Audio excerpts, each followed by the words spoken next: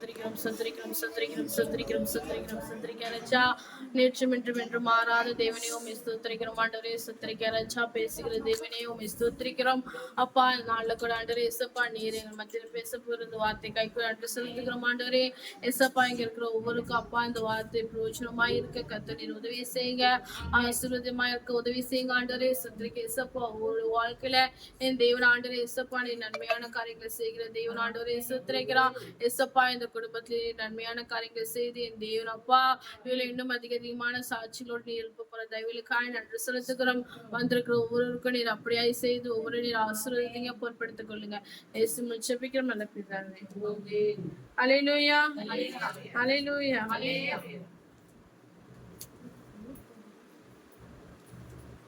அதனால கூட நான் நன்மை குறித்த வார்த்தை தான் எடுத்திருக்கேன். கர்த்தர் நம்மளுக்கு நன்மையான காரியங்களை மட்டும்தான் செய்வாங்க. ஆமென் அல்லேலூயா. ஏன்னா அவர் நன்மைகளை செய்ய மட்டும்தான் அந்த பூமிக்கு வந்தாரு. நம்ம மனுஷனாய் பிறந்து இந்த நம்மளுக்காக நன்மைகளை செய்ய முடியாத காரியங்களை செய்ய முடியாது.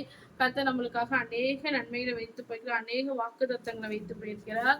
இந்த நாள்ல கூட பாத்தீங்கன்னா எனக்கு இன்னைக்கு காலைதான் சொன்னாங்க, மெசேஜ் நீ எடுமா வரலனா அப்படின்னு சொன்னாங்க.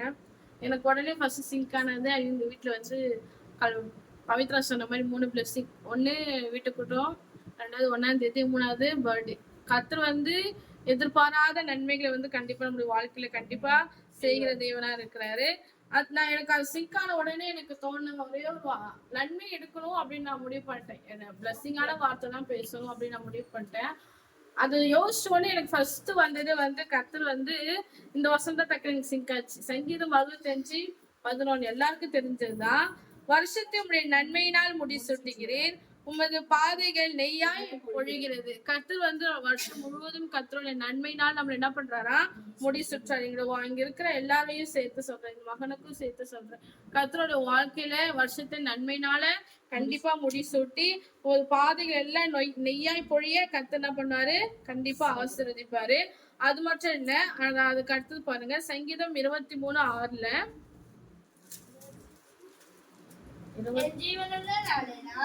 நன்மையும் கிருபையும் என்னை தளிரும், நான் கர்த்தருடைய வீட்டிலே நீடித்த நாட்களாய் நிலைத்திருப்பேன். ஆமென் அல்லேலூயா.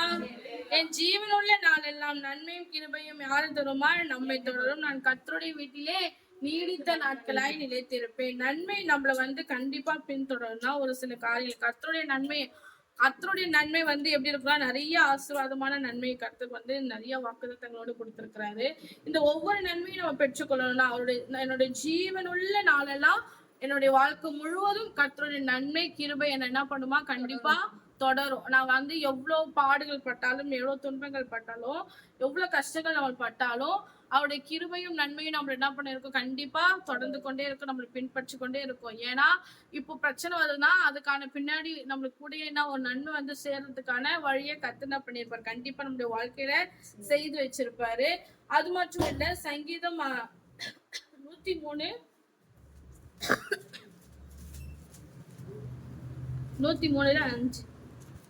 நன்மையினால் உன் வாயை திருப்தியாக்குகிறேன், கழுகுக்கு சமானமாய் உன் வயது திரும்ப வயது போல் ஆகிறது. ஆமென். நன்மையினால் உன் வாயை என்ன பண்றாரா, திருப்தி ஆக்குகிறார். நன்மையினால கர்த்தர் நம்முடைய வாயில வர வார்த்தைகள், வாயில வர சொற்கள் எல்லாமே நன்மையினால் திருப்தி ஆக்குகிறார்.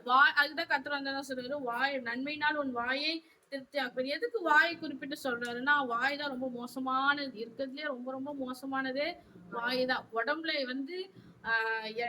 ரொம்ப வேல்யூ, ரொம்ப அதிகமான பொருள்லாம் உடம்புல நிறைய இருக்கு. ஹார்ட், கிட்னி, லிவர், அது இதுன்னு.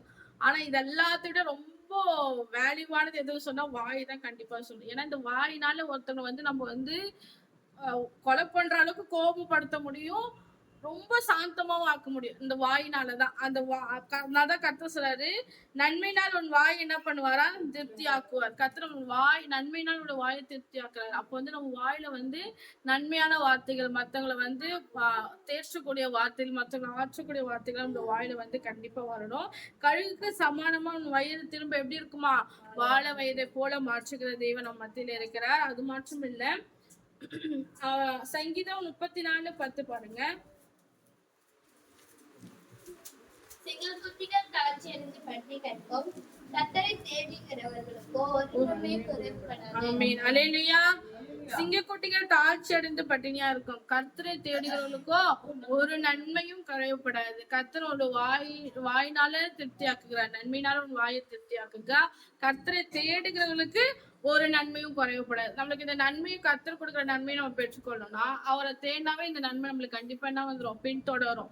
அப்ப ஜீவனுள்ள நாளெல்லாம் நன்மை கிருபை என பின்தொடரணும்னா நான் கர்த்தரை தேடினாவே அதுக்கான கீ என்னது, கர்த்தரை தேடினாவே போதும். அப்ப நம்ம கர்த்தரை தேடினாவே அந்த ஜீவனுள்ள நல்ல நன்மை கிருபை நம்மள தொட ஆரம்பிக்கும்.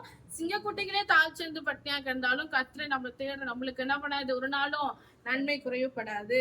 அது மட்டும் இல்ல, யாருக்கு இந்த நன்மை கர்த்தர் கொடுக்கிறாருன்னு பாத்தீங்கன்னா சங்கீதம் அதுலயே 31:19 பாருங்க. உமக்கு பயந்தவர்களுக்கும் மனுபுத்திரருக்கு முன்பாக உம்மை நம்புகிறவர்களுக்கும் நீர் உண்டு பண்ணி வைத்திருக்கிற உம்முடைய நன்மை எவ்வளவு பெரிதா இருக்கிறது. ஆமென். அல்லேலூயா. உமக்கு பயந்தவர்களுக்கும் மனுபுத்திரருக்கு முன்பாக உம்மை நம்புகிறவர்களுக்கும் நீ உண்டு பண்ணி வைத்திருக்கிற உம்முடைய நன்மை எவ்வளவு பெரியதா இருக்குது. அவர் வார்த்தை பாத்தீங்கன்னா அவருக்கு பயந்தவர்களுக்கு மாத்திரம் இல்ல, மனுபுத்திரருக்கு முன்பாக மனுஷங்களுக்கு முன்பாக நான் கர்த்தர் மேல நம்பிக்கையா இருக்கிறேன் அப்படின்னு ஒரு சாட்சியுள்ள வாழ்க்கை வாழும்போது கர்த்தர் நீ நம்ம சாட்சியா இருக்கும்போது அந்த சாட்சி வெட்கப்படுத்தாதபடி கர்த்தர் அவருடைய நன்மை நம்மளுக்கு பெரியதா வச்சிருக்கிற. நம்ம மனுஷனுக்கு முன்னாடி இல்லை, நான் கர்த்தரையே நம்பி இருக்கிறேன். கர்த்தர் இங்க வார்த்தை கூட பாத்தீங்கன்னா கர்த்தரை நம்புகிறவனோ செழிப்பான்ற வார்த்தை மாதிரி நான் கர்த்தரையே நம்பியிருக்கேன் நம்ம வாயினால அறிக்கையிடும் போது கர்த்தர் கண்டிப்பா மனுபுத்திரருக்கு முன்னாடி நம்ம வெட்கப்பட விடவே மாட்டார். ஏன்னா அவருக்கு நம்ம பயந்து மனுஷனுக்கு முன்பாக நம்ம அவரை நம்பி இருக்கணும்ன்ற ஒரு சாட்சி உள்ள வாழ்க்கை நம்ம வாழும் போது அவர் நம்ம வச்சிருக்கிற நன்மை எவ்வளவு பெரியதா இருக்கும், அதிகமா தான் இருக்கும், கண்டிப்பா காணப்படும். நம்ம கர்த்தருக்கு பயந்தாவே போதும், தேடினாவே போதும், அவருடைய நன்மை நம்ம என்ன பண்ணணும், கண்டிப்பா சூழ்ந்து கொள்ளும். அது மாத்திரம் இல்ல, சங்கீதம் 84 பாருங்க.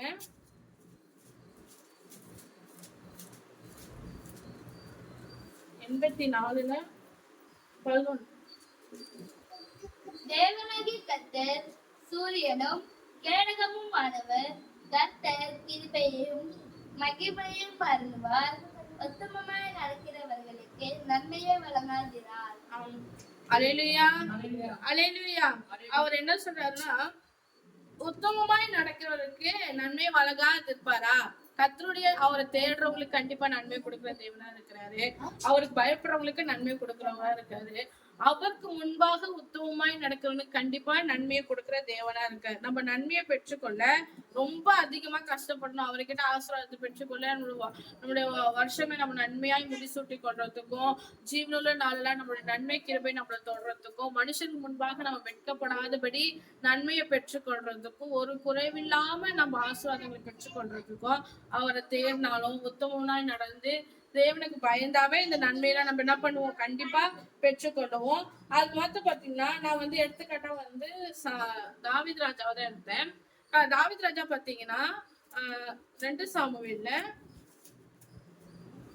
2:5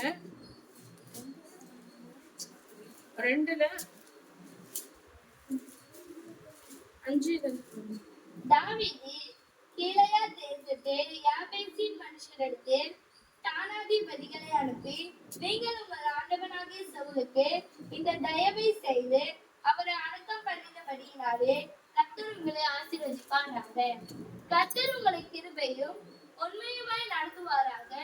நீங்கள் இந்த காரியத்தை செய்தபடியினால் நானும் இந்த நன்மைக்கு தக்கதாக உங்களை நடத்துவேன். இப்போதும் நீங்கள் உங்கள் உங்கள் கைகளை திடப்படுத்திக் கொண்டு நல்ல சேவகராய் இருங்கள். உங்கள் ஆண்டவனாகிய சவுல் மரித்த பின்பு யூதா வம்சத்தார் என்னை தங்கள் மேல் ராஜாவாக அபிஷேகம் பண்ணினார்கள் என்று அவர்களுக்கு சொல்ல சொன்னார். ஆமென். அல்லேலூயா. இங்க பாத்தீங்கன்னா தாவீது ராஜாவோட கதை எல்லாருக்குமே தெரியும். தாவீது ராஜா சவுல் ராஜா தாவீதை கொலை பண்ண நிறைய சூழ்ச்சி பண்ணி மனுஷனை அனுப்பி நிறைய திட்டம் போட்டு ஆனா அவரை மேற்கொள்ள முடியாம போயிடுச்சு. ஆனா அதே தாவீது ராஜாக்கு கர்த்தர் என்ன பண்றாரு, சவுலை ஒப்பு கொடுக்குறாரு. ஆனா தாவீது ராஜா என்ன பண்றாரு, கர்த்தர் அபிஷேகம் பண்ண மேல நான் கையை போட மாட்டேன்னு தன்னை கர்த்தருக்கு முன்பாக என்ன கர்த்தர் தான் அந்த வாய்ப்பை கண்டிப்பா என்ன பண்ணிருப்பாரு, தாவீது ராஜாக்கு அந்த வாய்ப்பை செஞ்சு கொடுத்துருப்பாரு. அவன் செய்யணும், அவன் எப்படி நடந்துக்கான். ஏன்னா இவ்வளவு பிரச்சனை அவர் அவ்வளவு அவரால் நிம்மதியா தலை சாய்க்க முடியாம நிறைய காட்டுலயும் வீட்டு ரொம்ப சுத்தி சுத்தி நிம்மதி இல்லாம அவர் சவுல் ராஜா அவர் அலைய விட்டாலுமே தாவீது கையில சவுல் கிடைக்கும் போது தாவீது ராஜா என்ன பண்றாரு, விட்டு கொடுத்துறாரு. ஏன்னா கர்த்தர் அபிஷேகம் பண்ணிடுற கையில நான் விட அவர் கை வைக்க மாட்டேன்னு சொல்லி கர்த்தர் அந்த ஒரு சோதனை அவர் கொடுத்துருப்பாரு நினைக்கிறேன். ஏன்னா அவன் எப்படி நடந்துக்கிறான், உத்தமா நடந்துக்கிறானா, எனக்கு பயப்படுறானா, நான் அபிஷேகம் பண்ணவன் மேல கைய போடுறானான்னு பாக்கிறதுக்கோசம் கர்த்தர் அது என்ன பண்றாரு, செய்யறாரு. ஆனா அவர் அது என்ன பண்றாரு, விலகி தள்ளி போனதுனால கர்த்தர் அவர் என்ன பண்றாருன்னா அவரை ரொம்ப மோசமா சாவடிச்சிடுறாரு சவுல் ராஜாவை. இவர் அந்த உத்தமத்தை பார்த்து, தாவீது ராஜா உத்தமத்தை பார்த்து, அவர் கர்த்தருக்கு பயந்ததை பார்த்து அவர் என்ன பண்ணிடுறாரு, அபிஷேகம் பண்ணி ராஜாவா அபிஷேகம் பண்ணிடுறாரு. அவரோட இருதயம் எப்படி இருக்கு பாத்தீங்கன்னா, சவுல் இவரை கொல்ல ட்ரை பண்ணாலுமே, இவ்வளவு பாடு கொடுத்தாலுமே அவர் செத்துட்டாருன்ற நியூஸ மனுஷங்களாம் கேட்டு அவர் அடக்கம் பண்ணிட்டாங்க. நல்லவேளை அந்த பாடி அப்படியே விடாம, அந்த இதுவும் எப்படி விடாம, கழுகு காக்கா சாடாம, மிருகம் எல்லாம் சாடாம அதை நல்லபடியா அடக்கம் பண்ணீங்களேன்னு அவர் மனசார அந்த இறந்து போன உடலுக்காக கூட அவர் என்ன பண்றாரு, பரிதபிக்கிறார். அந்த இருதயத்தை கர்த்தர் என்ன பண்றாரு பாக்குறாரு. நீ இந்த அளவுக்கு நீ எனக்கு முன்பாக உத்தமனாய் நீ நடந்திருக்கிறல்ல, கர்த்தர் உன்ன என்ன பண்ணுவாரு, ஆசீர்வதிப்பாரு சொல்லிட்டு அவருக்கு இன்னும் அதிகமான அப்பதான் அவர் ராஜாவா ஆகுறாரு. அப்பதான் அவர் அபிஷேகம் பண்றாங்க யூதா முன்னாடி. ஆனாலும் கர்த்தர் அந்த இடத்துல அவர் என்ன பண்றாரு, அதுக்கப்புறம் நிறைய பிரச்சனையில கர்த்தர் அவருக்கு நன்மைகளை கொடுத்து நிறைய போராட்ட சத்துருக்களை மேற்கொள்ள நிறைய தேசங்களை அவர் பிடிக்கும்படியா நிறைய நன்மைகளை கர்த்தரோட வாழ்க்கையில செய்யறாரு. ஏன்னா அவர் கர்த்தருக்கு முன்னாடி பயந்து உத்தமனாய் நடந்தார். அதனாலதான் கர்த்தரோட வாழ்க்கை ஃபுல்லாவும் பாத்தீங்கன்னா தாவீது ராஜாவை போல ஒரு உத்தமனும் காண முடியாது, தாவீது ராஜா கூட ஒரு அரசனையும் காண முடியாது, தாவீது ராஜா கூட ஒரு மனுஷனையும் காண முடியாது. அதனாலதான் அவர் கர்த்தருக்கு இருதயத்துக்கு ஏற்றவராய் காணப்படுகிறாரு.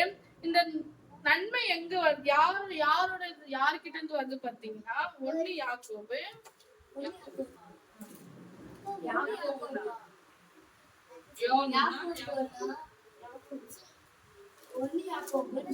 யாக்கோபு 1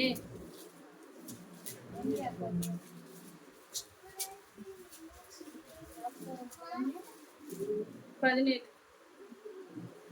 நன்மையான எந்த ஈவும் பூரணமான எந்த வரமும் பரத்திலிருந்து உண்டாகி ஜோதிகளின் பிதாவினிடத்திலிருந்து இறங்கி வருகிறது.